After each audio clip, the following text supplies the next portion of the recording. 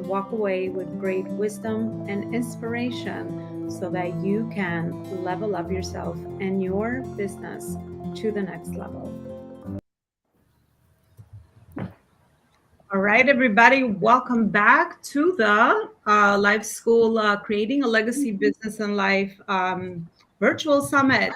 I'm so excited today to bring to you so many amazing heart-driven speakers, and they will share with you their topics of expertise that I am sure will add value to your life, will help you scale up to the next level in your life and in your business.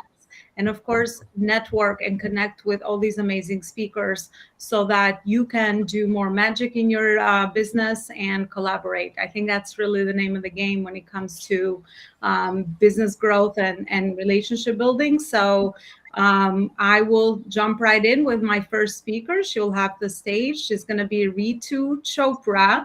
She's an amazing connection that I've made, and I can't wait to have her share with you her topic of choice today, so that she can add value to your lives that way. So Ritu, welcome. You have the stage. So if you want to share a little bit about your background, maybe a minute, and then we could dive into the topic, and then share with the audience where is it that they can continue the conversation with you today.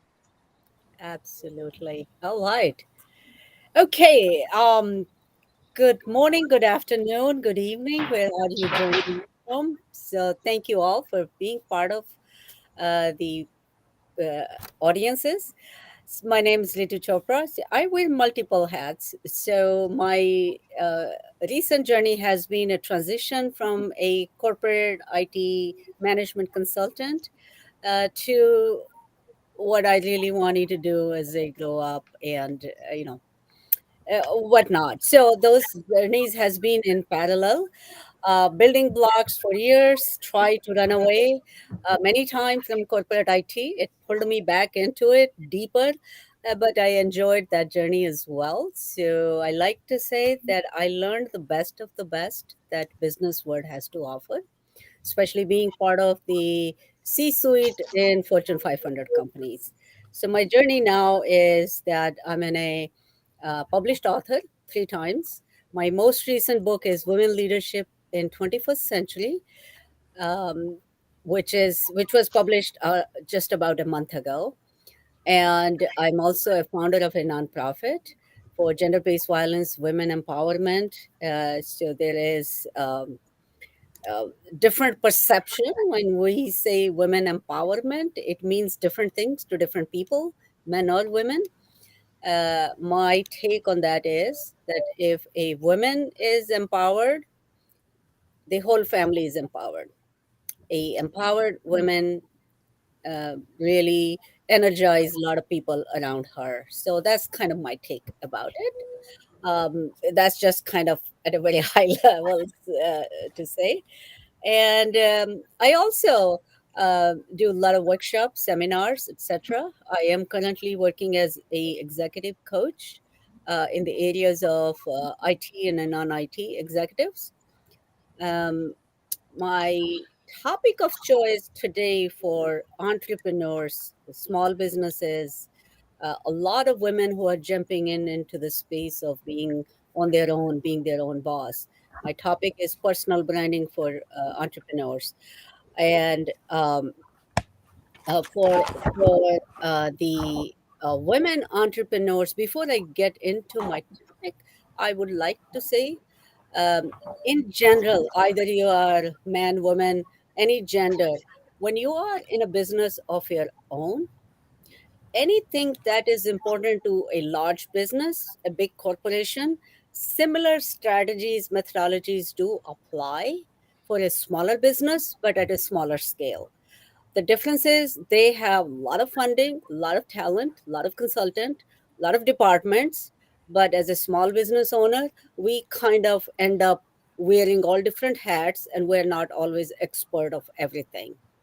We kind of learn, we waste a lot of time and money, but people, when you hear about someone sharing their expertise, what they bring to the table, be open minded. And that's my ask for you, to be open minded. Hear something maybe new strike to you, and maybe anything else that shows up. So, with that said, I would delve into my topic for today, which is personal branding for small businesses. So, what does brand mean? It's not your logo. It's not your tagline. It's more than that. It's your brand is not your image, your credibility, the services or products that you provide. As a small business owner, you attach your reputation with it. And why a personal brand or credibility image is important, because right now, post COVID era, there are so many people are offering so many different services similar than yours. You have to stand out. It's a lot of pressure.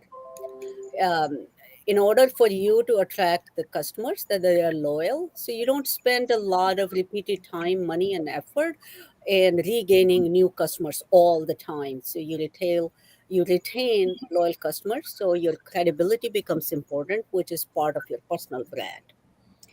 Why you should create a brand? If you don't, the market will brand you. So that's why personal brand becomes critical. So, what else is important is when you create a brand, you have to become really succinct in creating a most accurate information about your services. If it's too high level, too vague, it doesn't really give a customer a good understanding of what are you providing. So we need to kind of really pay attention to it. Finally, your personal brand is your asset, your equity, and the reward you receive from your services. It becomes all, but it requires some efforts to get there. So, how do we define a brand? I want to pause for a moment. If I'm going too fast, please let me know. Elona, just be my here the coordinator. If I'm going too fast, let me know. Just you're going too long. I think you are good, Ritu, on my All end. right. Okay. We are So, how, keeping up. thank Yeah. you.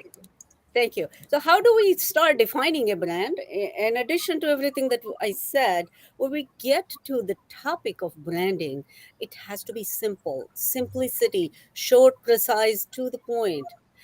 Has to be clarity, clarity on both sides, clarity on your part, I'll send you a link and also clarity on the part of your customers, your ideal customers. Don't think that to the anybody can be your the customer. interview between you and I. Period. Sorry about that. Okay. Please mute your, yeah, all the other speakers, please mute your microphones until it's your turn to speak.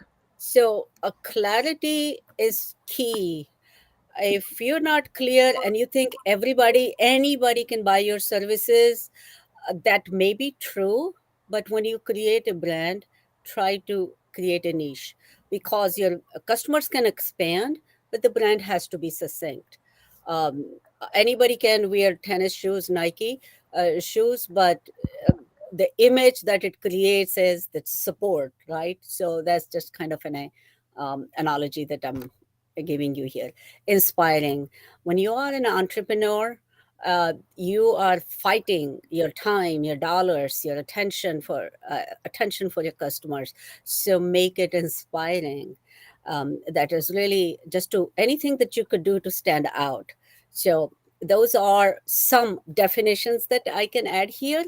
Other areas that I talk about are the brand pillars and passions, which is a kind of a little bit detailed conversation. And I'm going to share my free gift to you that is in a article that talks about 6 C's of the brand, in, including those brand pillars and passion. In the interest of time, I'm just going to talk about the 6 C's: clarity, consistency, constancy, communicating, and controlling. A lot of things that would give you an idea of what I talk about. Clarity, I did. Consistency, it has to be consistent. It cannot be, if you have more than one product or service and they're different, make sure that when you're creating a brand, you're clear about it, your customers are clear about it. So it should be consistent and constant. It must be visible and trustworthy. Communicating to your audience. Communication, we can go on that. In interest of time, I'm going to get to the next thing is the controlling part of it is the management of your brand and image is your responsibility. Keyword, your responsibility. You need to monitor the credibility of your brand, so that becomes a really a task that a entrepreneur doesn't have the time for, but that's what is going to drive your customers to you. Cultivating, as it sounds, that growth, cultivating here is the growth of your brand, your target market. Even if it is you created a niche, but you think that other people can use your services, by all means, yes. That is cultivating relationship building, that you start from a clear, concise um, uh, communication, and then kind of cultivate from there. Otherwise, you will be all over the place. As entrepreneurs, our time is our main asset. All right. So that's kind of very key areas. And I would be more than happy to anyone who needs a 30-minute free consultation call as my gift, in addition to the uh, uh, opt-in that I am sending. I am giving, I don't know how to send it. Uh, Ritu, I will let you know where you could share the links okay. afterwards. Okay. But yeah, if you want to say if there's a place that people can maybe follow you as you say it, you can do Yes. so. If Uh, not, we're going to add the link at the end as well. No problem. I did send my LinkedIn in the message. That's the best place because I have different areas depending on the need. From a LinkedIn, I would use that channel. And whenever, Elona, you tell me, I would share the link. I just want to open up if anyone has a question on anything that I shared so far.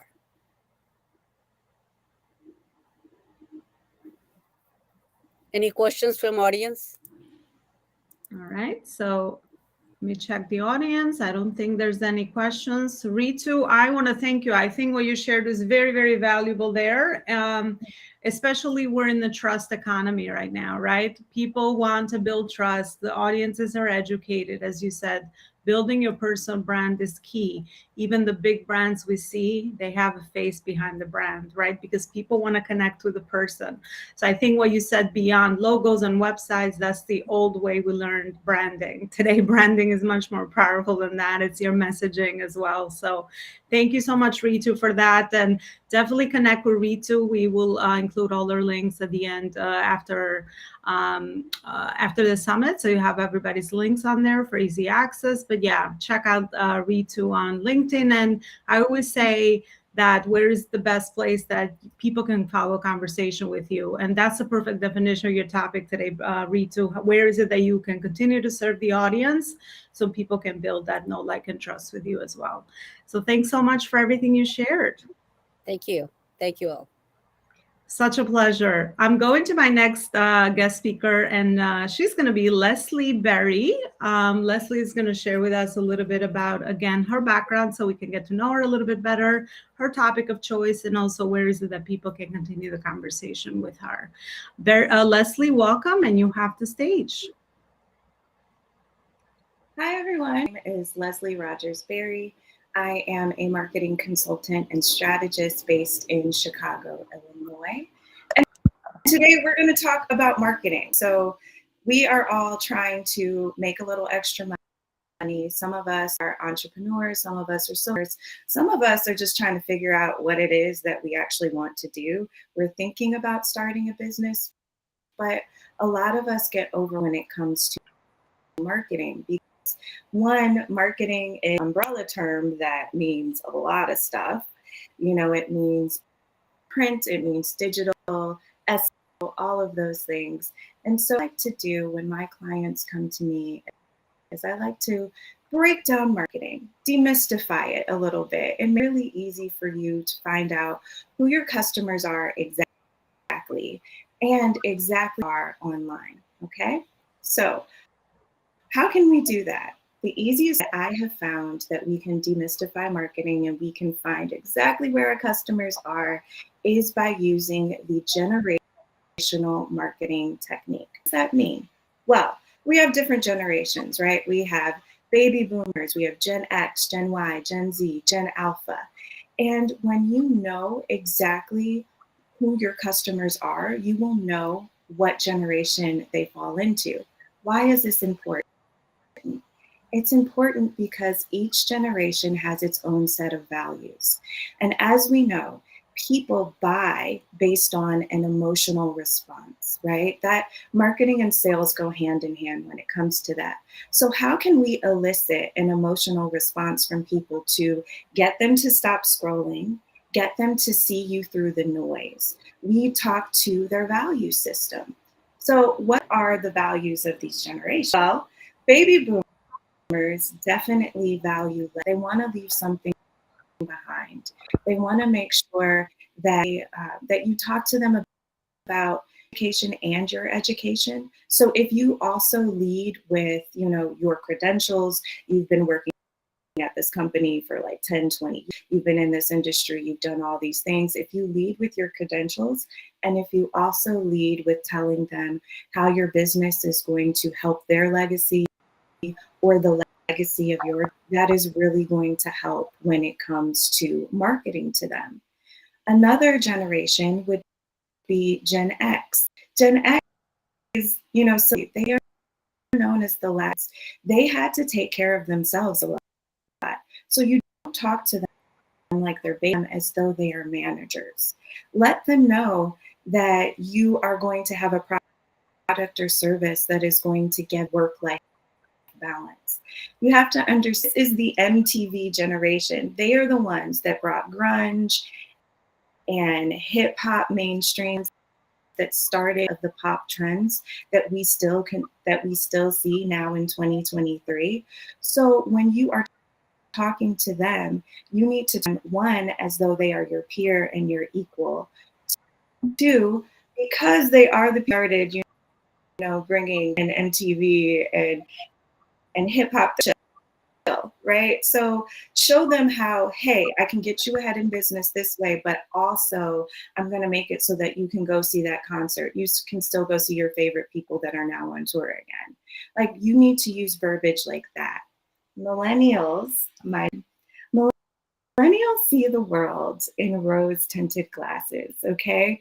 So what you would want to do for them is you want to motivate. Motivational topics and speeches, journal prompts, those go really well with. So if it's Monday motivation, or if it's you can do it, I believe in you, that really, really will stop a millennial from scrolling, and it will make them actually spend more time in your products and services. And Gen Z, they are online sleuths, and they are all about, who are you? Are you who you say you are? They're very politically active. So you need to show what you value. You need to show who you are and what your company stands with, because they really want people that are on their side. Are about people for like gender equality? Are you for topics such as that? Gen Z is really big on that. Now that you know what they value, you can actually know where they are online. So baby boomers are mainly on Facebook and Twitter. They're very politically active. So if you want to market, let's start there. Gen Z is mainly on video sharing platforms. So Gen Z is definitely going to be on TikTok. They're definitely going to be on Instagram and Twitch and YouTube. Millennials are going to be on Facebook, on chat, on YouTube, on Pinterest. And if you are going to talk to millennials, make sure that you go into the stories, okay? So not just the posts, but actually, short content stories as well. And Gen Xers, they're on YouTube. They're also on Facebook, Instagram as well. So now that you know what they value, you know exactly where they are online, you can start creating tweaks to them. Because the truth is, there's a lot of noise out there when it comes to marketing. A lot of businesses are just fighting to be seen and they're fighting to be heard. But now that you know who your customers are and where they are online, it just makes the process easier. So if you get to know me better, you can go to my website, www.lilyrosedma.com. You can also find me on channels with @LilyRoseDMA as well. And if you want more marketing advice, I have a pro first 30 days that you will also see on my website as well. And I hope this helped you guys because I want to succeed. Oh, Leslie, that was really beautiful because you just, I think, eased a lot of people's confusion around which social media channel to be on. But I always say it starts with your audience. We got to go back a couple of steps back. And, it's so easy to kind of just be all over the place nowadays, but you have to be very strategic, right? And sharing what your particular audience cares about, the way that you just displayed it was really, really powerful. So, definitely go check out Leslie and continue the conversation with her if you definitely resonated with the message that she shared with us today. Thank you so much, Leslie. Awesome. My other speaker next up is Angela. Angela Lay. Is that? I hope I didn't butcher your last name, Angela. Oh, you were close. It's Lee. Lee. Okay. Yeah. Welcome. You have to say. Thank you. And what I do is I write children's books that teach higher consciousness and emotional intelligence. And I am a conscious parenting consultant. So today, what I'm going to talk about, because this is a business audience, what I'm going to talk about is the role of emotional intelligence in your business. Because if you're triggered by the behavior of others, then you will be reactive rather than responsive. It's very important for you to understand your own emotions, and that starts by paying attention to how you're feeling. So we can easily think about a time when someone triggers us, and we can remember how we felt when we were triggered by that person. What you may not be aware of is that we are only emotionally triggered when someone's behavior energetically matches a prior wounding that we received. So when we are triggered, often we are bringing up energy from a past wounding, and that is our reaction that we bring to the situation. When we understand this, when we understand that our emotional reactivity is an aspect of the energy that we are holding, and it is not something that we blame someone else for, then you can go in and deactivate those emotional triggers. So today I'm going to give you one tool that you can use in your toolbox. It is called focused attention. When you give your feeling focused attention, it has many benefits. One, you become more self-aware and you understand exactly where you're feeling the feeling, how intense the feeling is. But it also helps your mind disconnect from the story of the circumstances. So when your mind is rolling over the story of the circumstances, you get caught in the blame game, you get caught in the it's not fair, you get caught up in the different energies, and you are reactive. But your mind also dwells on what happens, and so that feeling is carried forward through, and extended because your mind is focused on what happened. When you give focused attention to the feeling, which can be as simple as feel, Hi. name, and allow. I think someone's not muted. um, though I do love children, and so that was very cute. So when you feel, name, and allow the feeling, the energy is free to flow and the feeling will soon dissipate. This happens no matter how heavy or hard the feeling is. I have consulted with people who were in grief over the death of an 18-year-old boy in a car accident. And using this technique, they were able to manage their feelings and show up in life the way they needed to. So this is not about repressing feelings. That's the normal reaction to when we're feeling bad, but we have to show up at work and we have to just stomach it and move on so that we can do the work. That is repression or suppression of your feeling, which actually causes the feeling, it gets embedded within you, and the feeling will actually grow over time. So suppression of feelings never works. It's always harmful to you. But when you allow that feeling to flow, then that energy moves and it does not get stored within you. So using focused attention to allow your feelings means that you can be less reactive to the circumstances in your life. And that is a powerful tool that you can use in your work, but it also helps in your family because often the people who trigger us most are our family members. So that is the number one tool. The number two tool is understanding that the people in our life are mirrors for us.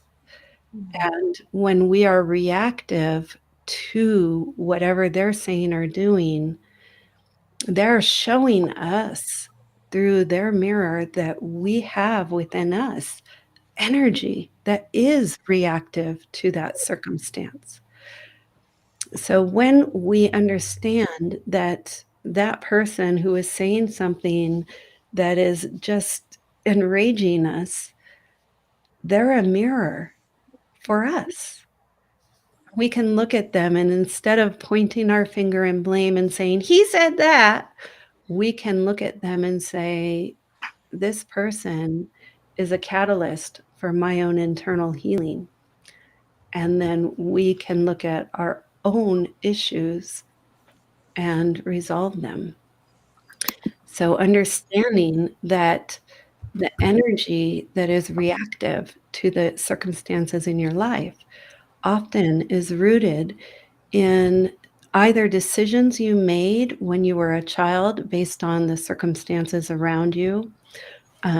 If you had a neglectful or abusive parent, you probably made a lot of decisions about who you were based on the circumstances that you were involved in. And you can, using techniques, you can go back and revisit those situations and shift the energy so that you have a new understanding, an adult understanding of what happened at that time. And that will minimize your reactivity. So emotional intelligence is a very important tool that we can use in our life, whether it be at work or at home. And that's all I have to say. I love that, Angela. And I know you mentioned that we're a business audience. We're all entrepreneurs, but life skills is we take a holistic approach to life. At least I do. It's not Yeah. only about the business. it's also always also about all the other areas around us, right? Relationships around us. So I think what you shared around emotional management, it really affects us the way we make decisions emotionally, whether it's life decisions we're making or business decisions. So I think what you share was really, really high impactful. And a lot of the inner work, a lot of times is very uncomfortable, but it's Yeah. so necessary even for our business growth. It's really connected. So powerful stuff, powerful work that you do. Where is it that people can continue the conversation with you, Angela? Thank you. My website, AngelaLegh.com, has access to my children's books, which teach the same things I talked about here. And also, I have the Gentle Parenting mentoring and course available through my website. Love that. We're all parents as well. We're always learning. Conscious entrepreneurs are people that are always trying to grow consciously, always also understand how that affects their parenting as well. And we always talk about legacy here in the business aspect of things, but I feel like the contribution that we could do towards our family is the biggest legacy that we ever can leave, so we can end a lot of generational things that don't no longer serve us, and not to carry those over for our kids and so on and so forth, so they can continue. So it's definitely a legacy thing that we want to do to continue that. So awesome. Thank you so much, Angela. And you guys know where to follow Angela as well. And I'm moving on to my other speaker. I have Tashima Ko. She's going to be part of our summit, and she's going to share with you again a little bit about her journey and what she feels called to teach us today. Tashima, welcome. Hello, everyone, and thank you for having me. I appreciate it. Angela, I loved your piece, first off. And it does go hand in hand with business. And that personal development piece is super important in the beginning. So I am a business coach. I work with corporate professionals who want to create an exit strategy into entrepreneurship. And I do that by teaching them different marketing, business foundation, sales skills, and then I am also an owner of KSK Tax and Accounting Solutions. So I also teach the accounting piece and some of those foundational things that a lot of people do not start with. A lot of times people skip that and worry about it once they get into business. And we go through a lot of that in my coaching business. So today I wanted to start with, truth be told, what I intended to do is completely different from what I am going to do. I have noticed, and it has become a major concern to a lot of people that want to be full-time entrepreneurs or at least get into entrepreneurship and start their business. They're wondering, how do I start this business while I'm still working my job and even working this job? I think a big part of that is the fear of, hey, I could possibly lose my job for trying to start this business. And I tell my clients this: you don't want to live in fear about getting fired for a job, for a business you haven't even started, for a business that you haven't even done the foundational work for. So first off, you can always start with that foundational piece that does not require for you to do any advertising at all. And you're going to need that foundational piece to truly understand how you're going to market. So like one of the other speakers said earlier, you want to know where your market is going to be. And that's a big part of you understanding and learning your market in the beginning during that foundational piece. So going through and figuring out, okay, who is my market and where am I going to market to them? And then when you get to a point where you're ready to market and you're ready to put your business out there, I will always, always tell you all, start with your job and where you are. Have you signed any paperwork, any NDAs, any type of contracts that may go against what you're doing? You want to make sure there isn't a conflict of interest starting out. And the name of the game is to protect yourself, because if you've already made a conscious decision that you're going to start this business, then you just need to do what it takes to actually start the business. So I would always recommend, if you can get in contact with a paralegal, or even if you utilize the resources with Legal Shield or Rocket Lawyer, to read over any contracts that you may have signed, just to make sure that you are not going against the job that you currently have, because you do want to make sure while you're building this business that you do uphold that integrity in your business in the beginning. And I think that's very important starting out. But make sure starting out that you guys do not have a conflict of interest, and that you're not doing anything that could cause for you to get. Now, when you get to the point where you're like, okay, I'm ready. I'm ready. I'm not doing anything wrong, and I'm ready. Start with your professional network. Start with the network that you already have. And when you do this, you don't want to just tell people, hey, I got a business, started a business, and this is the name. You don't want to do that. You want to start with giving them the value that you're providing in your business. So make sure you can communicate that effectively. Make sure you're touching those pain points or even those desires that will interest people. And also, don't be afraid to ask for referrals. A big part of my accounting business has come, I mean, literally 75, maybe even 80% of that business has come from referrals. When you're having conversations with people about, oh, I've launched this business and this is what I provide, and this is the life-changing service that I'm able to provide to you. You also want to tell people, hey, if you know someone who may be interested, go ahead and pass my information along. You have to ask for that as a business owner. A lot of times people will know that someone needs you, but they're not thinking about it. That's not on the top of their mind. So you want to put it there. So don't be afraid to start with your professional network, and make sure that you're communicating exactly the value that you're providing, and ask for referrals, guys. It's that plain and simple. Ask for referrals. That is a huge piece to business. And it will take you a very long way when you are starting out, especially if you are still working your corporate job and you don't really want to push too heavily on social media. Now, if you're okay with at least getting on social media and pushing just a little, I would always advise you all, if you're okay and comfortable, start with your page. Allow for your face to be on your page. That way it's a little more humanized. When you're starting out in business, people do not want to work with a logo.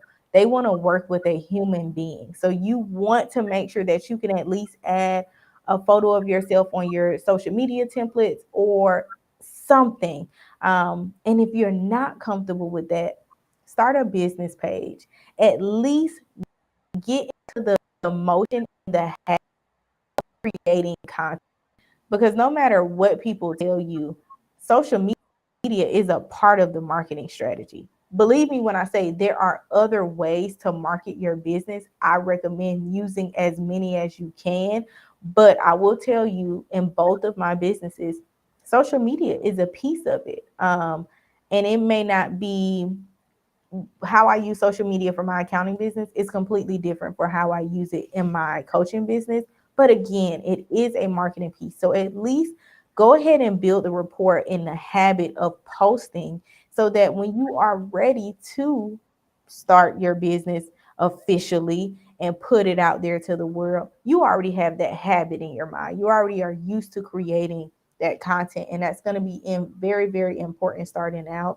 Like I said, if you're worried about your boss finding out, or worried about your boss seeing your image on your social media, you do just a completely new business page and use a logo and use stock photos for the time being. But at least start posting. That is extremely important.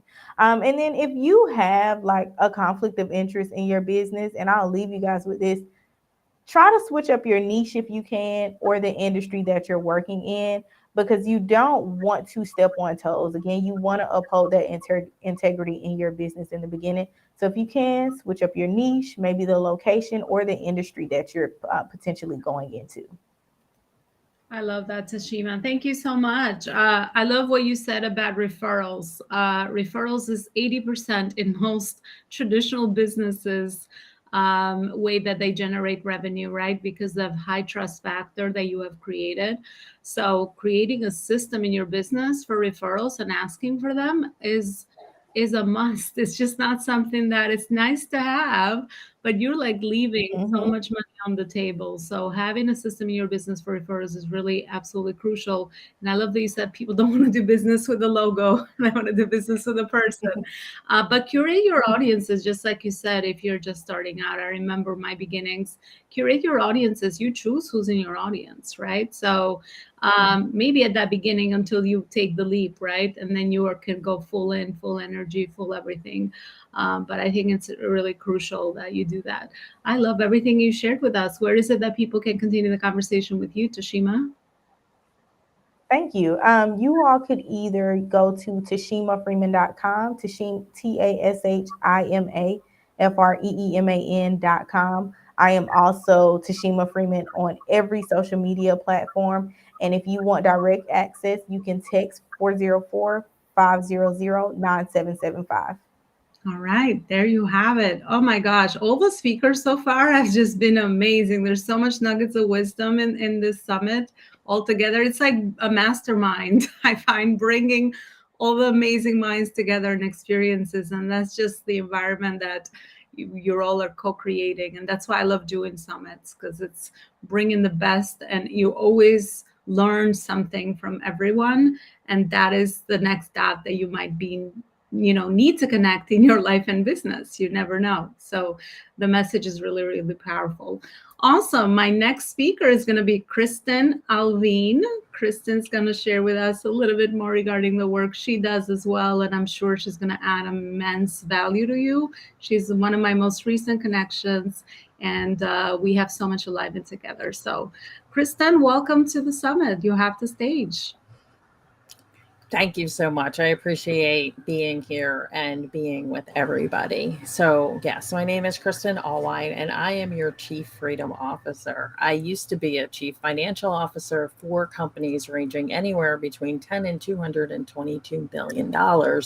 And I left corporate space for a lot of reasons. But one of the reasons that I left is as I sat and explained to multi-million dollar CEOs the numbers of your finances, I realized that there was definitely a need to make sure that entrepreneurs and business owners understood numbers, right? This isn't something that we normally have training in. And it's so important, as we learn the marketing, the sales, the leads, right? When you have that cash flow coming in, what do you do? And how managing it will ultimately be able to impact your business. One of the statistics is part of the reasons that a lot of businesses don't succeed is because of cash flow management. And like I said, some people will do it as if it's their own personal bank account, right? And a lot of us have all kinds of crazy stories about how we manage money. I walked into multi-million dollar companies and changed them from nonprofit to profit just from being able to manage cash flow, right? Expanding revenue. A lot of people think, oh, the chief financial officer, you just tell us what we can't spend money on. And I'm like, no, we do a lot of strategy and a lot of building out your revenue streams to make you have a more substantial business. But what's important is, right, a lot of times we put that off and we go, oh, I'm just going to hire somebody. And obviously I appreciate hiring accountants and hiring people that can do it for you. But you understanding your numbers is so important, right? We've all heard the stories about, the manager that was able to take the money, right? The deals that were bad.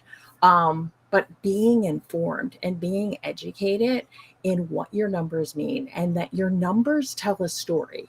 And a lot of owners that I talk to are like, oh, I don't make enough money or I'm not as profitable as I should be. And I'm like, but the more that you track them, the more that you see how you can make your numbers work for you, the more they grow. And isn't that ultimately, right? We all want successful businesses. We all want profitable businesses. So therefore, by being able to look at those numbers, understanding them. So what I basically do is I have kind of like this boot camp for entrepreneurs. It's 1 week out of a month that literally it's a group hybrid setting where you learn not only how to look at numbers in a group setting, but we literally walk through your numbers of how you can understand your numbers on a one-on-one behind the scenes basis, how you can put together your cash flow, and then how you can manage your cash flow, which gives you such a strong ultimate base foundation for your company. And people ask all the time, right? Is it 1,000? Is it 5,000? Right? What does my monthly income need to be? And I'm like, the sooner you can start putting these tools into place, the better. It's all about that foundation, right? We all want that strong foundation when we first start. So I take that and then I put together with a 90-day plan, right? Realizing that if we want to hit goals, right? What are our big goals, right? If you're going to do those forecasts, it's great to just come up with numbers, but you need to have the support behind it. And how do you come up with the support? Well, by putting together a 90-day plan, you build momentum, right? There's almost nothing you can do for 90 days, right? So you add things on. We've heard people talk about getting started in the summit and building, right? Get really good at one thing. Well, if you get really good at one thing or two things or three things in 90 days, and then the next 90 days and the next 90 days, and you keep building off of it, you would be amazed at how much momentum you have. You don't have that lost in, freebie land, or I'm going down this path, or I'm looking at this strategy. You stay very focused, which is what I call intentional focus action. And therefore, things come together a lot faster for you. We hear all kinds of stories. Oh, you're not supposed to be profitable for X, Y, and Z. And I'm like, technically, those are all about businesses, one, that used to be all brick and mortar, not service-based businesses, right? So you really need to understand where some of that's coming from.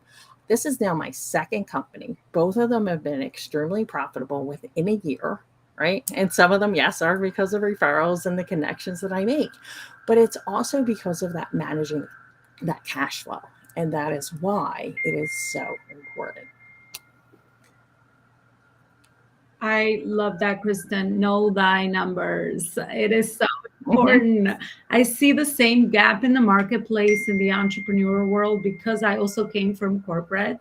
When we decide which business model we need to choose, we decide that based on the income we also want to make. A lot of us are hard driven. We started our business because we want to make impact, but not everybody understands how to also align the income with it. And in order for you to be profitable and keep growing and have the healthy cash flow that you need to continue to make more impact and do more good in the world, you must know your numbers. And we always must start there. So putting that strategy on, it is so important to kind of do that. And a lot of people always are referring to traditional businesses, but we're doing business in a different time, right? Right now, you can choose to align your business whichever way you want, as long as it makes sense to you financially and with where you want to go with your vision, mission, and values. And that is the business for you. And at every stage and phase, you have to strategize differently. Whatever got you to a certain stage is not going to be the same thing that gets you to the next level. So I love that so much. Kristen, where is it that people can continue the conversation with you? So my links, my company name is Alignment CFO, because alignment is truly, right, how you're going to grow your business. You need to be in alignment. Facebook, I'm on pretty much all social medias, and it's either under Kristen Allwine or it's Alignment CFO. And I will add my links so that you can reach out and we can start having connection and go from there. Yeah, thanks so much. We love alignment and purpose here in this community. So thanks so much for sharing that. Beautiful. I'm going to my next speaker next. It's going to be Kenny. Kenny Ingersoll. Kenny, welcome to the summit. Can't wait to hear a little bit more regarding what you do as well. Oh, awesome. Thank you for having me. It's great to be here. So I am a business owner in the financial services industry, and one of my focus is excuse me, is money mindset. But I'm going to focus today on why. Why do you want wealth? Why did you start a business? Why do you do what you do? And when I was talking about, I love how you just mentioned, Elona. Elona, sorry. When you get to one level, what took you to one level is not going to take you to the other level, and that's so true, because we have different levels of fear that we face, and different levels of obstacles, and different levels of belief. So you got to keep reselling yourself on why you started in the first place, and why you're continuing. Who are you leaving the legacy for? Who are you building this business legacy for? What is the purpose of building this business legacy? What impact do you want it to have? What impact does it have on you as you use it to serve others? What impact do you want it to have on others? So constantly reselling yourself on that and realigning with who you are, because oftentimes as entrepreneurs, especially when we make the transition from corporate to business owner entrepreneur world, we wear all the hats that we've talked about before and were discussed. And our why and our goals kind of get muddled and mixed around and tossed everywhere, and sometimes even tossed out the window. So we constantly need to refocus on why we're doing it. What's our goal? Who is the face with the logo? I loved that got pointed out. Not just a logo, not just a brand, not just a social media presence, but who is the person, or who are the people behind that? And so constantly asking yourself that, who is this person? What is the goal here? Are we still on track for our goal? And it drives deep the resolution to continue forward, to move to the next level, to go out and get the help from all these other people. And that's why we have these masterminds and summits. So we get the help from others, so we continue to grow and continue to develop who we are and stay on our course as we help others and serve others through our business, and then building and leaving that legacy on purpose. And so reselling yourself on that is so vital, and understanding why you want the money, why you want the wealth. What are you going to use that money for? If it's just sitting in a bank account, it's not doing any good. But if you're using it for your purpose, if it's to build your legacy, to build your vision, your brand, what does that look like for you? What is the purpose of that money? What do you want that impact to look like? And so a lot of times that gets lost in the mix, lost in the daily hustle, daily grind, whatever you want to call it. And it gets so distorted that we don't even recognize it sometimes. So getting back to that basic is really important. And excuse me, I want to leave you with a challenge to continually have that center focus. As that, does this goal over here align with my core goal, my core value, my core purpose, why I started, why I'm continuing, why I'm doing what I'm doing? So thank you. Yeah, absolutely, Kenny. That was amazing. Focus is another really, really powerful word in entrepreneurship. Staying focused so you make progress towards all the right goals that are important to you, that are also aligned with two things I always say: is it making the impact you desire, and also is it making the income? So kind of checking that against your day-to-day activities and operations of the business is always a helpful intention setting exercise. So I love that you shared that with us today as well. And Kenny, where is it that people can continue the conversation with you? So yeah, thank you. And the simplest way is on my website, www.ingersollenterprises.com. And it's got all my social media links, my email, direct phone. So that's the simplest way. Beautiful. Thank you so much, Kenny. Thank you so much for sharing that. Thank you.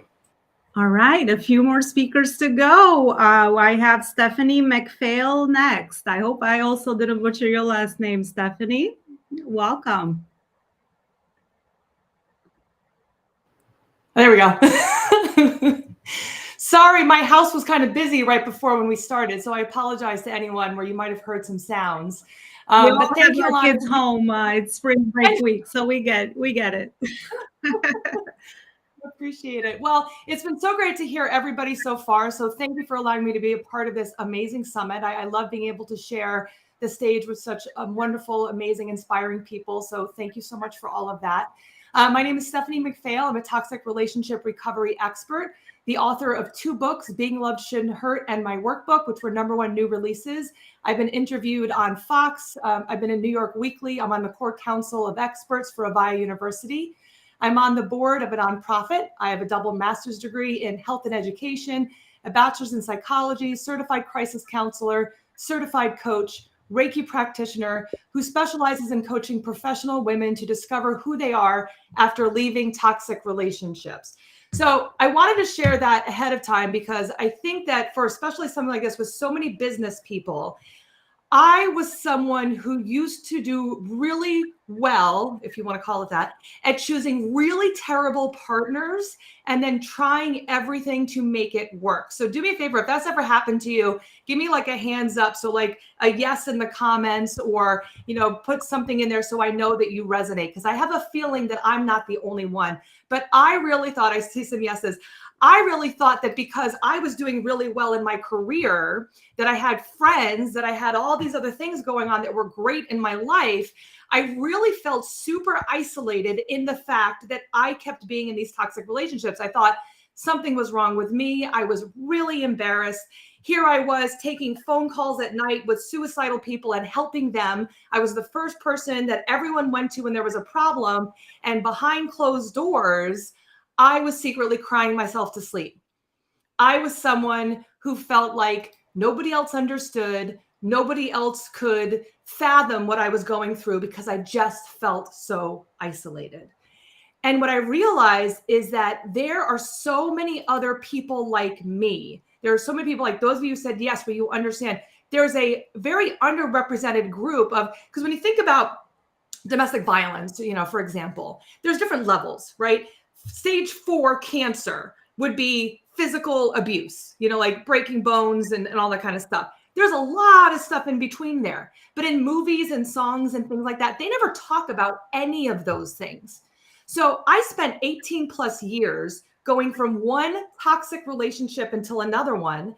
And the last one being, realistically, was my first husband, who on our wedding night, we got married in a castle. It was a beautiful day. All my friends and family were there. I was definitely really good at pretending everything was okay, even though I had some red flags ahead of time.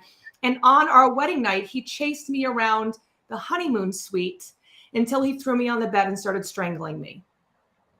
And I share that not for shock, but to say that afterwards, he talked me into staying because I didn't want anyone to know because of the shame and the fear and the guilt that I was holding on to.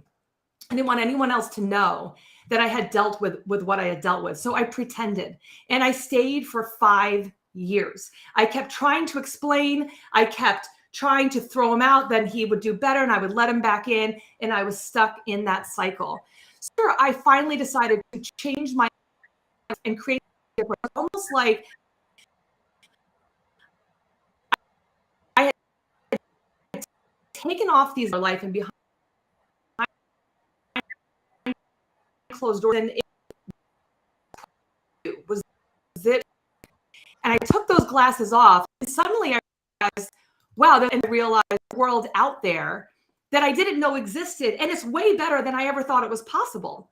And I realized that I wasn't the only one, because when I started sharing my story, people came to me that I had known for years, and they started to feel comfortable to share their story. And I realized that it was going on behind closed doors, and that it was way more common than I realized. So I am super passionate about helping women who are in the professional setting, who are feeling like they're underrepresented, underheard in the toxic relationships. And I really want them to know that it is possible, no matter what you've experienced, no matter how long you've been in that toxic relationship, it is possible for you to change. But here's the thing, and this is why, to me, professional women, we're so specific, is that we are really good at putting on a front, because, you know, it's about looks, especially, you know, let's be real. But it's also because we're not really that great at knowing when to stop. We are like pit bulls, right? We find something, we hold on to it, and then we don't know when to let go. And why do we do that? We do it because we're researchers, we're problem solvers, we're fixers. And so we do all these things when we get into this toxic relationship where we're trying to fix this person, but that person doesn't want to be fixed. In fact, they probably don't even want to admit that there is a problem. So here we are, we've gotten this commitment in this relationship, even if it's, you know, a newer relationship, but we feel committed to this relationship no matter how long we've been in it. And then we want to try to do everything in our power to make it work, when sometimes the best answer is to let it go. Not every toxic relationship means that there is physical violence. Some toxic relationships are verbal abuse. There's verbal abuse, there's physical abuse, there's, you know, sexual abuse, there's socioeconomic abuse. I mean, there's all sorts of different types of abuse when we're talking about it. So when people ask me, well, what do you mean by toxic relationship? And of course, we could talk about narcissism, we could talk about borderline personality disorder and, you know, psychopaths. We can talk about all those things, but none of those things really matter to me as much. You don't need degrees in psychology to figure out if you've been in a toxic relationship or not. Here's what you do. When you are in a relationship, I don't care if it's a work relationship, a romantic relationship, a family relationship, I want you to ask yourself a question. How do I feel when I'm around them? And how do I feel once I leave them? Two really important questions to ask yourself, because here's what it is. When you're with them, you might feel great. And then when you're not around them, you might feel terrible, because some of these people that are these energy suckers, they shoot you up with all this energy and then they disappear and you don't know where they are. And then you have all these concerns, abandonment issues, all these other things come up and you're like, I don't know what's going on. That's not healthy. That's a toxic relationship. Now, it could be that when you're with them, you feel terrible. You feel under or misunderstood. You feel like you're trying to fight for attention all the time. You feel this feeling of not being with someone who gets you because you don't feel good around them. You might feel like your voice is being muted. You might feel like you're inadequate. Again, there's this feelings of discomfort when you're there. And then afterwards, you got to think about it also. Once you walk away from them, do you feel energized? Do you feel inspired? Do you feel motivated? Do you feel like you're a better version of yourself simply from spending time with them? If the answer is no, then you need to decide for yourself and make a conscious decision. Are you going to be someone that continues to put yourself in that situation where you know it's toxic? Or are you going to decide to limit the time or completely remove yourself? Because one of the things that I realized is that we are so good at going into survival mode. You know, we keep acclimating to the horrible things that are going on. And at first it starts off small and gets bigger and bigger, but we're so good at acclimating that all of a sudden we look back and we're like, how did I get here? But that happens because we're constantly rediscovering ourselves. Let's figure this out. Let's do this. And, you know, we have a project. That's what we do as professional people, as entrepreneurs. So when you realize that you're in that place, you have to decide for yourself. You get to be the creator of your own life. But I'll tell you right now that for those of us who think we can figure it out on our own, we are going to be vastly mistaken. Just like we need just all these other wonderful coaches that have talked about, you know, financial coaches and getting your, you know, your services in order for your branding and all that kind of stuff. when it comes to creating healthy relationships, I bet you would have already done it if you had the tools to do it. So the question to ask yourself is, am I happy with how things are? Have I been in a relationship that has left me feeling lost? Have I felt like I have given everything of myself and paid all my attention, all of my energy into this other person where I now don't know who I am? And now I need to figure out who that person is, because I don't ever want to get into that kind of relationship again. I want to feel so comfortable being single that I know that I will not choose someone who takes away my energy. So when you get to that point, you'll be able to meet someone who adds to your life instead of takes away from your life. Oh my gosh, Stephanie, that was powerful. The way you just kind of spoke to the professional women, pit bulls. I can so resonate with so much of that. I never heard of it explained like that before. And that's the beauty of us being authentic and sharing our personal journeys, that no one can say it just like we say it, because our life experience is so different. And the levels of toxicity, oh my gosh, I could so relate to that as well. Because yeah, no one kind of just boils it down to that. It's like, we just like, well, is this something I should allow or not? Like, there's so many questions there. So your work is deep for sure. Stephanie, where is it that people can continue the conversation with you? So the best place to go would be to go to stan.store/beinglovedshouldn't-hurt. There you can get access to my private Facebook group, which we share. Actually, tonight is Thursday. So we go live every Thursday at 9:30 p.m. Eastern Standard Time, sharing tips and tools to rediscover yourself after toxic relationships. My husband and I work together, so we get to tag team and share the information there. We're also, same kind of thing, on all social medias. Look up Stephanie McPhail or Being Loved Shouldn't Hurt, and you'll find and get access to our work. Okay, beautiful. Thanks so much, Stephanie. Thanks so much for sharing all of that. Thank you. All right, we have 3 more speakers to go. I'm so excited. Next up is Sherry Michelle. Sherry, thanks so much for coming on. You have the stage. Hello, hello, hello. I'm actually glad that I'm the next speaker because, wow, I can piggyback a little bit on Stephanie. And y'all, if y'all are not taking notes, because I'm over here taking notes, y'all are missing out on some stuff, okay? I got so much so far. Holy moly. So my name is Sherry Michelle. I am a leadership and business development expert. I run Sudden Success Business Solutions, and we help entrepreneurs get their business life together. We help you get started, help you scale, and help you get the staff that you need in order to grow to the 7, 8, and 9-figure mark. So I want to piggyback off of a couple of things that have already been said today. Hiring is so important. And a lot of entrepreneurs do not know when, the whys, and the what's to do as far as hiring is concerned. And so I want to talk about this because if you don't, and Ritu said it so well when she started us off today, that we wear so many hats as entrepreneurs, because not only are we wearing the hats of our businesses, we're also wearing the hats of our lives. So in any day, especially if you're parents, just think about all of the people that you are in one day. You are in your business, you're the CEO, you're probably the CFO, you're the janitor, you're the accounts receivable, you are the inventory person, you're the cashier, you are like there's just a long laundry list of people.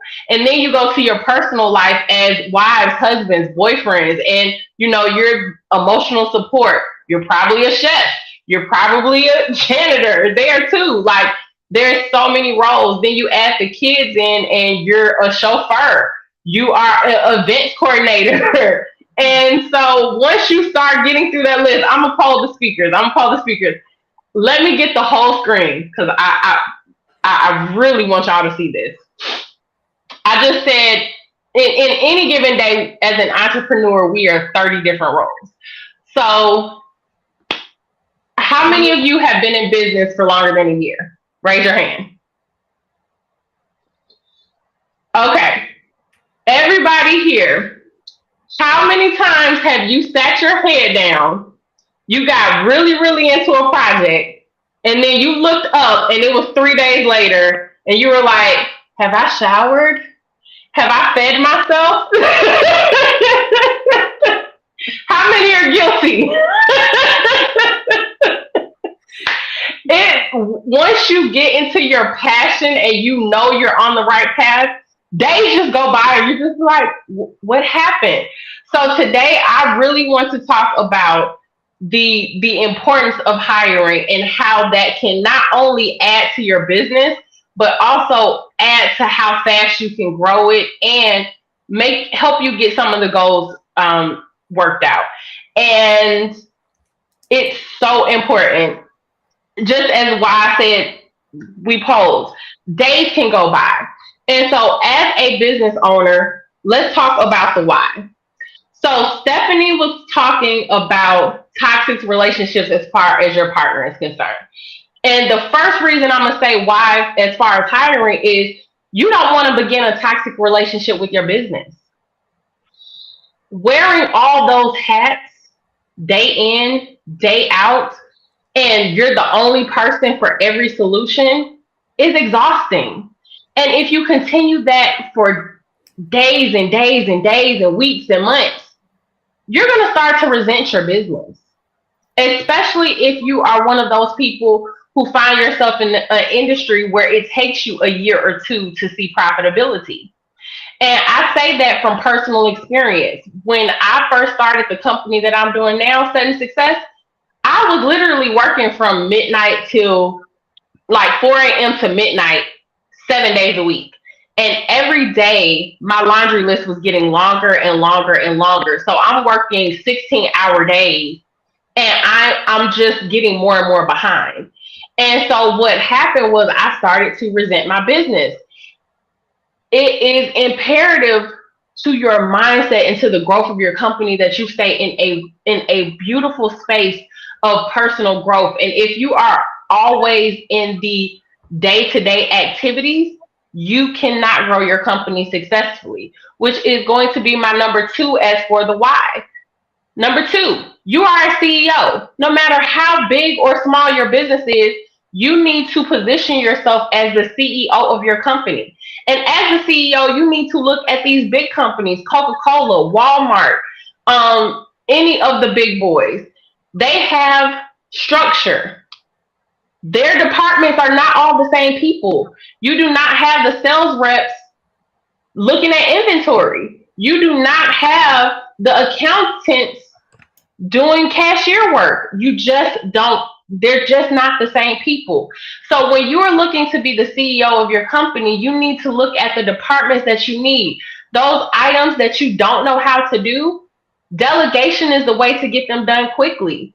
100%. There are things that you need to learn to do just to know how they're done. So just learn a brief synopsis of it. Hey, accounting, always know what your money is doing. Always know what your money is doing. So take a brief accounting course so that you can have a bookkeeper, but you can read what they're telling you.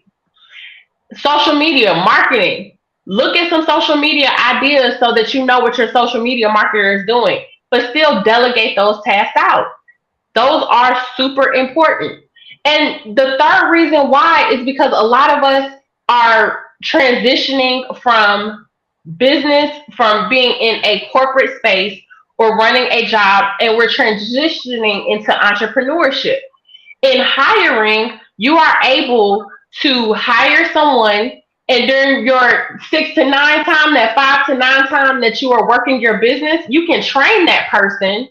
And after you train them for a month or two, during that 5 to 9 time, they can become you during 8 to 5 while you are still at your job, and they can replace you in that space so that you can not only make the money in your job and be comfortable that you have that, because a job is a very, very powerful thing for your business. I know a lot of these companies, a lot of gurus are like, quit your job, don't do that. Please don't do that. I'm here to tell you, do not do that. There's a space and a case for everything. So you want to have that person to replace you during the day and build your business while you are at your job, and that will help you leave your job faster. So those are the whys. Those are my whys. I hope you got them. When should you start the hiring process? So the best way for me to say is as soon as possible. And what does as soon as possible look like? That looks like get your standing operating practices in place, your SOPs. Figure out your programs. Figure out how you want to have those paid. Figure out your marketing strategy and your numbers. So really sit back and write your company out, a whiteboard, brain dump, like get all of this out of your head. Do a brain dump as often as possible. They're so helpful. But you want to have these things in place and you want to have a structure to your business, even if it's just the basic level of having your business together so that you have a direction to tell that employee to go in. And once you have that in place, then hire. Please do not look at hiring as an expense, and I'm going to go to that next. But it is important to get someone else in there, because once you get an employee in place, not only are they going to point out some of the holes that you have in your company, because they're going to have questions that you may need to create answers for, but they're also going to be a sounding board for the things that your client base are telling them that you don't have time to listen to because you are busy running and growing this company. Now, number 3, before I go to number 3, I wanted to discuss the cost. So a lot of people do not hire because they think that it costs them money to hire, but they're not thinking that once you hire, you have more hands to create more revenue. So if I'm going to use a basic example, let's say that you're doing $10 an hour in your business as far as your products. So you work 8 hours a day. That is $80 for that day. You hire someone, give it a month, get them on scale. They're not making $80 a month. They're not making $80 a day. And you can scale down to 4 hours because now they've taken over. So now you're at $120 a day, but you're doing half the work. And now you can take this time to develop new products and services so that $10 an hour can go to $20 and $30 an hour. And as that grows, they are paying for themselves by doing the work. And my third point is what to delegate. And this is going to be super quick, but the easiest thing to delegate is 2. Number 1, the things you don't know how to do. And number 2, the things that you simply don't want to do.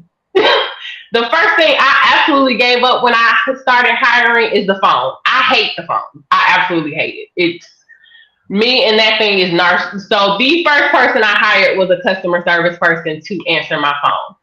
And if anyone is thinking of the easiest way to hire, it is virtual assistants. And you can find them all over the world. And I have found that every country has a different niche that they are known for. So that is what I wanted to share today. I hope it was useful to so many people. And I know your next question is going to be where to find me. Yeah, because so the wealth of information, the way your brain works, that's what I'm watching, like your strategy. You're a strategist. I love that. Yes, where is it that people can continue? So the best way to find me is to Google me. So it is Sheri, Sheri, and then Michelle with 1 L. You will find every social media. You'll find other podcasts that I've been on. You will be able to connect with me however you learn. So if you're sight, sound, or reading material, it's all there. And if you are looking for staffing to help grow your company so you can exit your 9 to 5, you can go to www.helpmefindava.com, and me and my team will be happy to help you find the staff that you need to help your company grow. All right, Sheri, love your energy. Thank you so much for everything you shared with us today. Beautiful. My next speaker is going to be Kendria Johnson. Kendria, welcome. You have the stage. All right. Can you hear me? Yeah. Can you hear me? Yeah. Everybody can hear me okay? How are you? How is everyone today? Such a wonderful lesson that I learned. I'm also taking notes here, taking mental notes and physical notes. Now, what I was about to share, I had to go ahead and scratch that off my list because I feel the spirit to go ahead and share a story. So before I introduce myself and all my credentials, I'm going to tell you a story. I want you to imagine for me, because I'm a teacher, been a teacher for 22 years. I want you to imagine this day with me, I should say. Imagine it's 3:30. Okay, it's 3:30. I'm a school teacher. I've been teaching all day. I have not had a break. I skipped lunch because I had to tutor the kids, and I had every bit of some bag of chips and Dr. Pepper. Now, how many of you know that is absolutely not the breakfast of champions, nor is it the lunch of champions. But that's all I've had today, and it's 3:30. I'm watching the clock. Can't wait for this bell to ring because when the bell rings, I'm going to release the kids and go with them so I can get in the car and go get something to eat because I've already been diagnosed with anemia. I'm already, hyperglycemic, and I have a headache because I haven't eaten all day, and I've taught all day long. So I'm on my way. The bell rings. I grab my purse, and that's when I start to feel it. I start to see the room shrinking. My eyes are dilating, and I'm starting to feel a little dizzy. And so all I'm thinking in this moment is, can I make it to my car? Can I just make it to my car? If I can make it to my car, then I can at least pass out in the car. So if anybody's ever passed out or fainted, you already know what's happening. I'm walking as slow as I can, and bam, I hit that concrete. I hit it hard. And if you've ever passed out or haven't fainted, you know it technically you're only unconscious for a few seconds, but it feels like you're unconscious for minutes and hours almost, right? So I'm unconscious at this point on the ground. Bell is just rung. Kids are going to the bus. There's a big commotion. And what I can hear, my eyes are not open, but I can hear someone say, Miss Johnson, are you okay?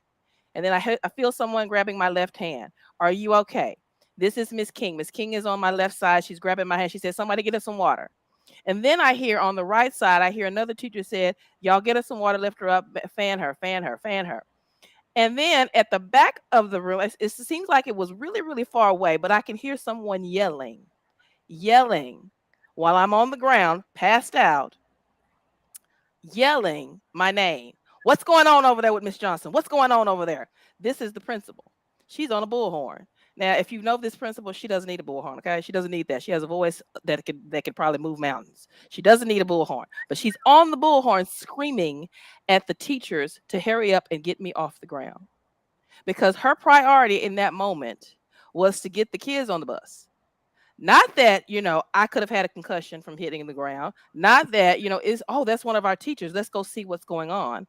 But her concern was, you need to hurry up and get up off the floor because, we got these kids and y'all need to hurry up and get to duty because we got these kids to take care of. It was in that moment as a school teacher, ladies and gentlemen, that I realized that I had to do something different. It was in that moment that I started to do research on my condition. And I didn't have the words at the time for burnout, but I figured them out really, really quickly. And I had hit that wall of burnout. And in that moment, I decided that I had to do something different. I had to change my lifestyle. I had to change the way I was doing things. I had to change taking care of myself. I had to change the way I thought about this job that I was doing because I didn't want to be a part of a system of someone to treat me like I was so unimportant that people just should step over me while I'm sitting there literally, dying and you can't trying to catch my breath. Okay. Not to mention I could have had a concussion. Not to mention I could have been having a stroke or a heart attack. But hurry up and get her out of the way because these kids are most important. Ladies and gentlemen, I am a teacher coach. My name is Kendria Johnson. I make good teachers great by bringing them out of burnout and back into a balanced life. And I've written a book called the Strive to Thrive Toolkit, okay? Teacher of the Year, because I feel like if you survived a year of teaching, you should be named and labeled Teacher of the Year. Every teacher in there should be labeled Teacher of the Year. So when I wrote this book, I became the solution that I needed. Because when I was going through that section of what am I doing? Why am I doing this? What's my purpose? I had lost my passion, completely lost my passion for teaching. Because once any educators out there know, once you fall in love with it, it's hard to not get in love with it, right? And I was falling out of love with it. I just wasn't in love with it anymore. It was just a job for me. And so I would talk to my friends, and they meant well. They were so sweet, Miss King and Miss Lewis and all of my friends. They were really nice. But they would say things like, you just got to suck it up. Just got to suck it up and keep going. But I couldn't keep going. Well, you just, go talk to somebody, go pray about it. That was my favorite one. Go pray about it. I'm like, and I did that. And that wasn't working either. So with my Strive to Survive toolkit, I came up with 6 steps. And these are the 6 steps that I took that I needed at that time in my life when I was in a crossroads where I couldn't figure out what I wanted to be and why was I in this space where I didn't know how I was going to get over it, through it, or around it. And I wrote down all of my feelings. I wrote down everything I was going through, everything I had been going through. I wrote down my medical expenses that I was going through, because the stress, how many stress can affect your mental health and your physical health? And I was going through all of these things. And I couldn't figure out who to talk to, who to go, where to go. And I had to do some drastic changes for myself. And so when I put myself through all of these things, because I had to do the work on me first, I am a teacher. I'm still a teacher. I'm a conduit of knowledge. I started to help other people. I found that, I was already a mentor teacher before this, but then after that, I was starting to, like, okay, let me tell you what you need to do. You need to start saying no. You need to start taking care of yourself. You need to start writing down what your goals are. You need to start writing down why you're here and what is your purpose in this life, this thing called education. Now, I know we're here to talk about business, but my part and my portion of this conversation is going to be very simple. Turning that passion that you have into a profit is going to take work, because I think someone else on this beautiful stage has already said that we lead with our hearts. My heart was to help teachers. My heart was to help, administrators get, the boost their morale in their schools. My heart goes out to those teachers who are just like me. I was looking, my perfect customer is someone who was just like me, who, they love what they do, but they don't want to sacrifice their private life, and they don't want to sacrifice any more of their extra time to do it. No other profession requires you to keep your phone on all day, except doctors and lawyers, to answer questions from parents. Nobody, that's ridiculous. Why are we doing that? And so I became that solution that I needed.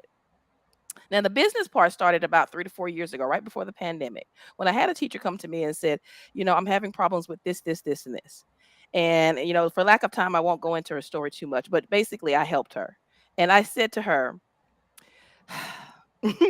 this is what you need to do. Sit down, take a seat and sit down. And I gave her some instructions on what to do. And because of that, I turned that into a workshop. I turned that workshop into, some streaming classes and some group sessions. I turned those group sessions into the book, and I turned this book into my profit. Okay. Now, I'm here. I only have a few minutes left, so I'm just going to share a few things that I did to help me turn my passion into a profit. And if you're a business owner, you can relate to all of this. How do I put a price on peace?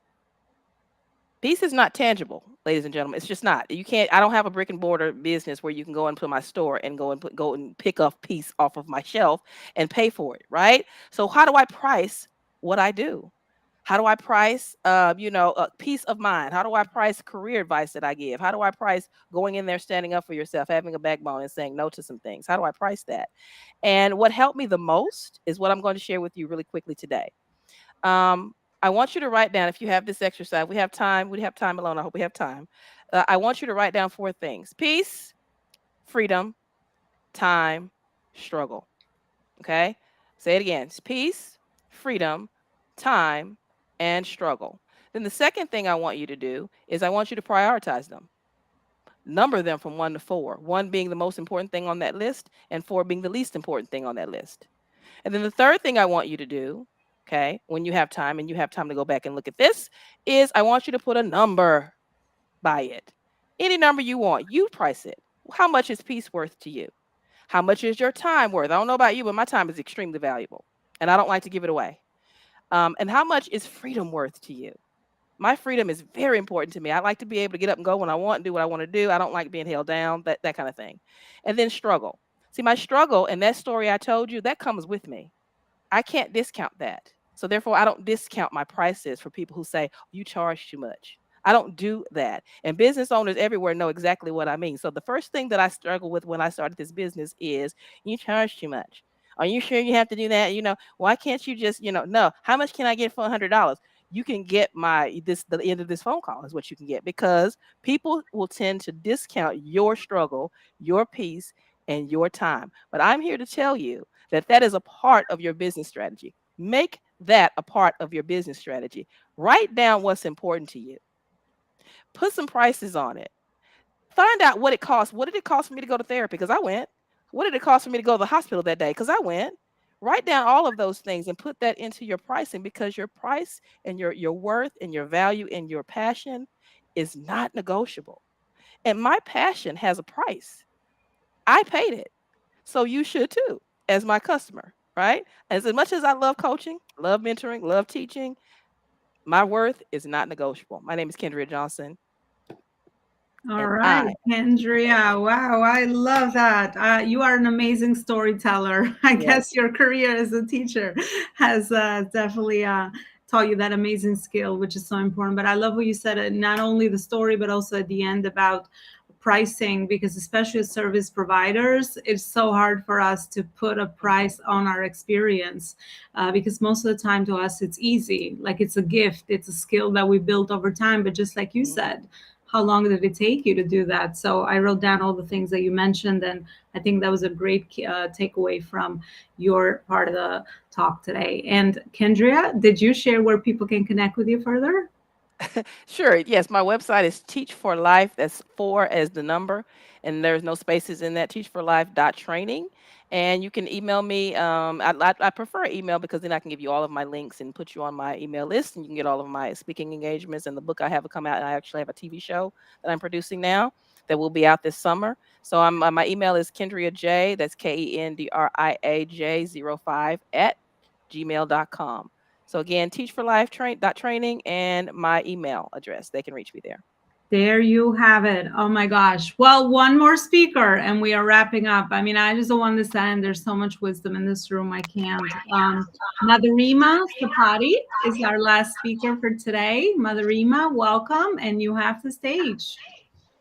Hello, hello. Oh my gosh. You guys, this has been one of the most productive sessions so far, Elona. Thank you so much for hosting this wonderful mastermind. I have definitely learned a lot, and I'm going to piggyback off of what Kendria said because I feel like the work we do is so similar. And she literally stole half of my topic, but I'm kidding. You know what? I'm all here for it because it genuinely validates what we think, and oftentimes how we think is pretty similar to each other.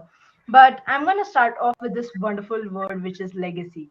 Right? Legacy is such a powerful word. And if I don't know how many of you guys are musical theater fans and have watched Hamilton, because I have, like, I literally vibe to it all day long.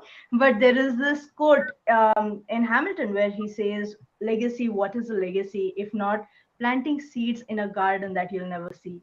Right? Like, I feel like that word is so powerful. That quote is so powerful because oftentimes legacy is not what we achieve in this lifetime. Legacy is what we leave behind for people to follow along.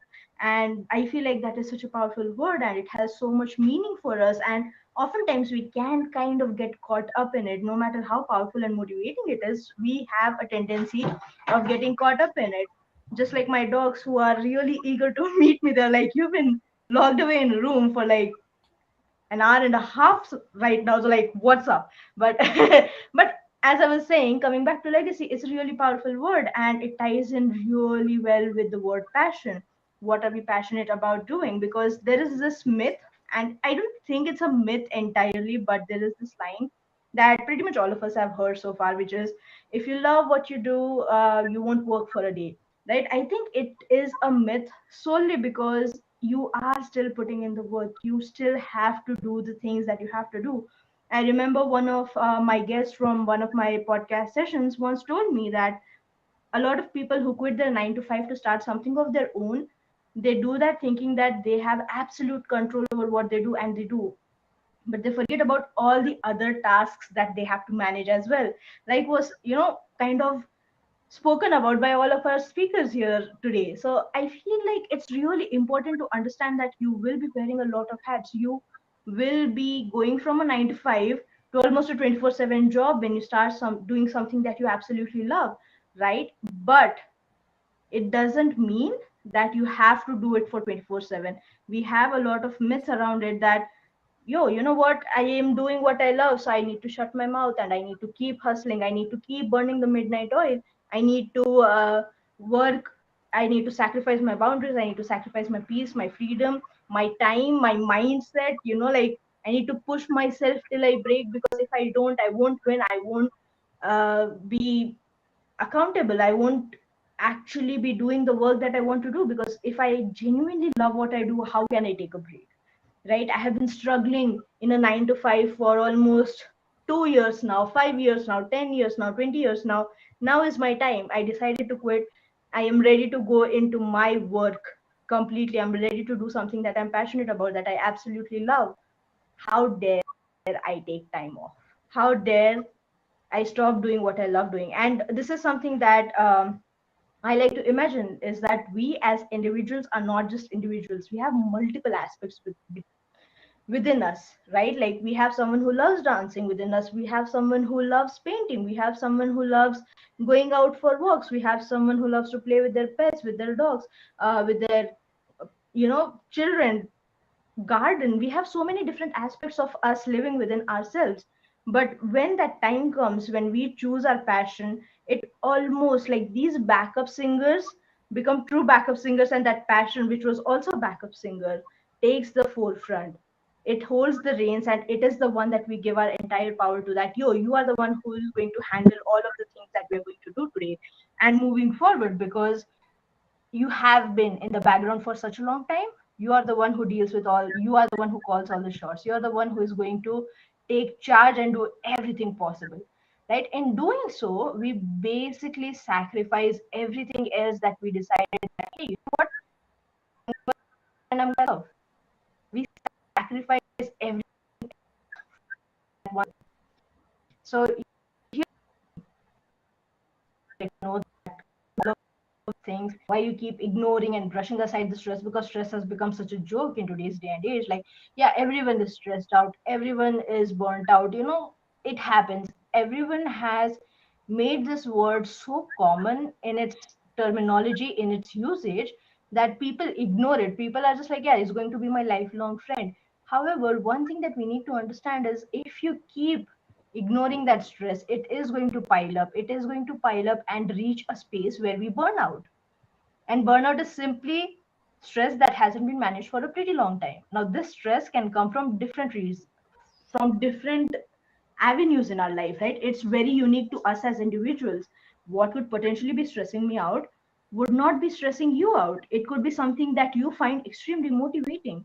So it's important to understand. I think the reason why I'm sharing all of this with you guys is to just bring awareness, bring things to light, that just because you're doing something that you're passionate about doesn't give you the right to burn out, right? It doesn't benefit anyone.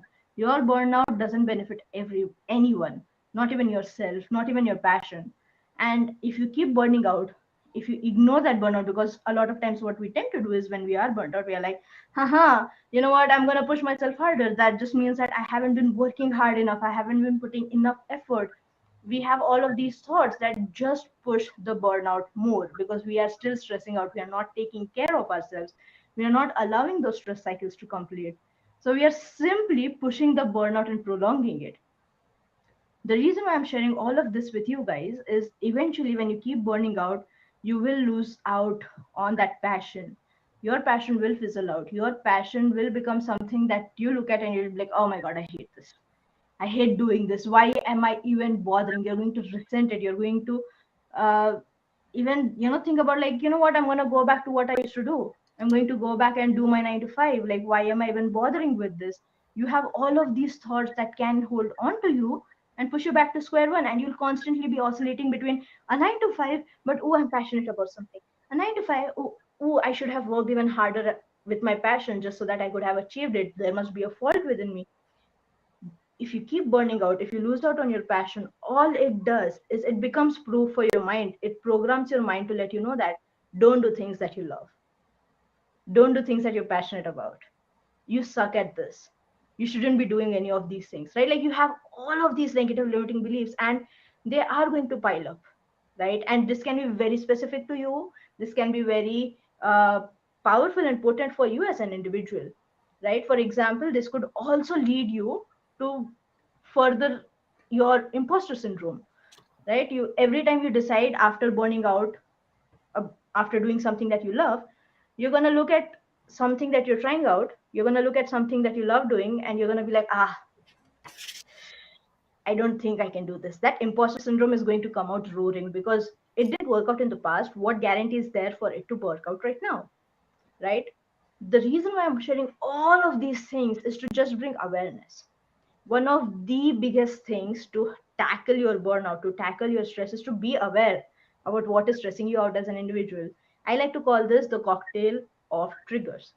Every individual has specific triggers that usually push them to feel stressed out.